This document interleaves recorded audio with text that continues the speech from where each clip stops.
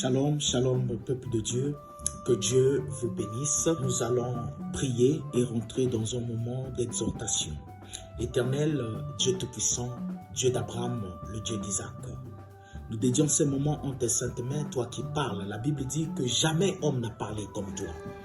Oui, nous voulons t'écouter, car l'homme ne vit pas de pain seulement, mais de toute parole qui sortira de la bouche de l'Éternel. Éternel Dieu des armées, laisse que ma bouche soit sous ton contrôle. La Bible dit dans Exode 4:12 que va donc, je serai avec ta bouche et je t'enseignerai ce que tu auras à dire.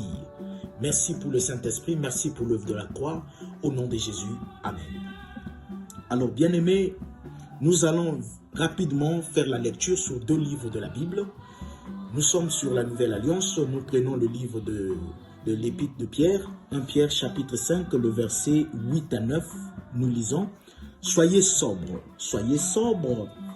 veillez.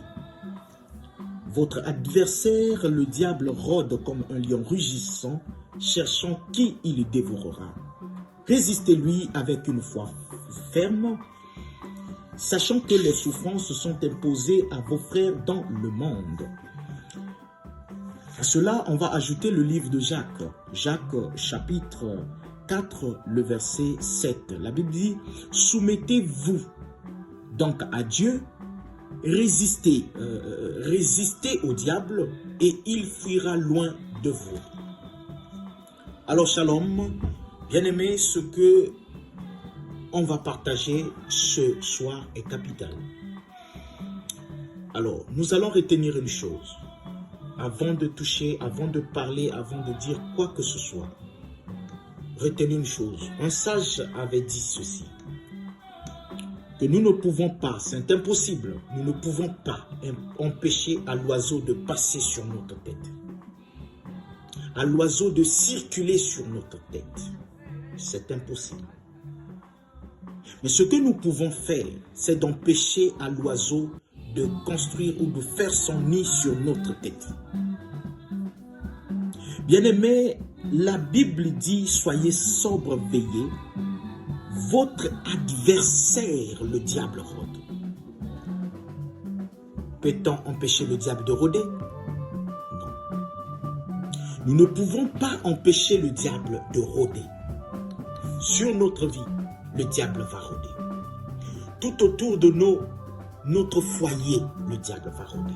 De notre famille, le diable va rôder. Tout autour de nos enfants, le diable va rôder. Tout autour de nos affaires, le diable va rôder. Nous ne pouvons pas empêcher le diable de rôder. Non.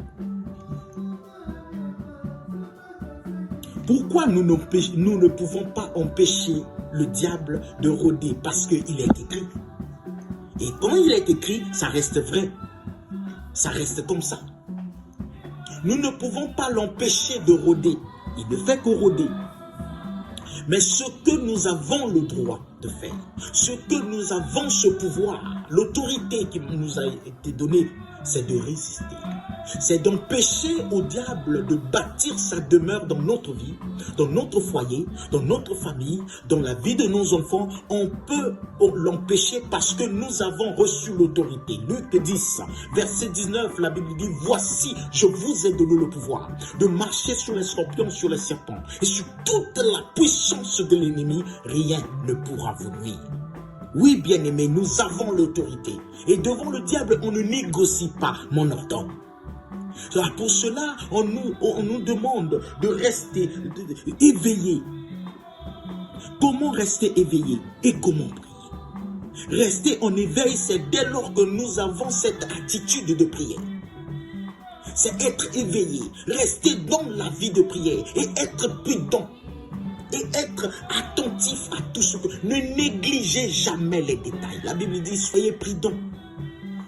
Ne négligez pas les détails. Ne sous-estimez pas le diable.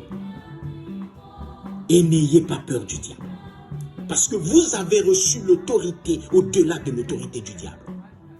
Vous l'avez déjà vaincu derrière le nom de Jésus. Mais ne le sous-estimez pas et ne minimisez pas, ne minimisez pas les détails de la vie. Tout ce qui vous arrive, essayez de comprendre, essayez de vous poser la question: est-ce ça la volonté de Dieu dans ma vie? ou non. Si ce n'est pas la volonté de Dieu, j'ai le droit de renoncer. J'ai le droit de crier sur ça et de réprimander sur ça. J'ai le pouvoir. Bien-aimé, je ne peux pas l'empêcher de rôder, mais je peux l'empêcher de faire sa demeure dans ma vie. Non, ça jamais, parce que ma vie, mon corps est le temple du Saint-Esprit. Je ne suis pas l'esclave du diable, je suis l'esclave de Jésus qui a bâti sa vie en moi. La Bible dit, dans Galates 2:20, j'ai été crucifié avec Christ. Si je vis, ce n'est plus moi qui vis, mais c'est Christ qui vit en moi. Que Dieu vous bénisse.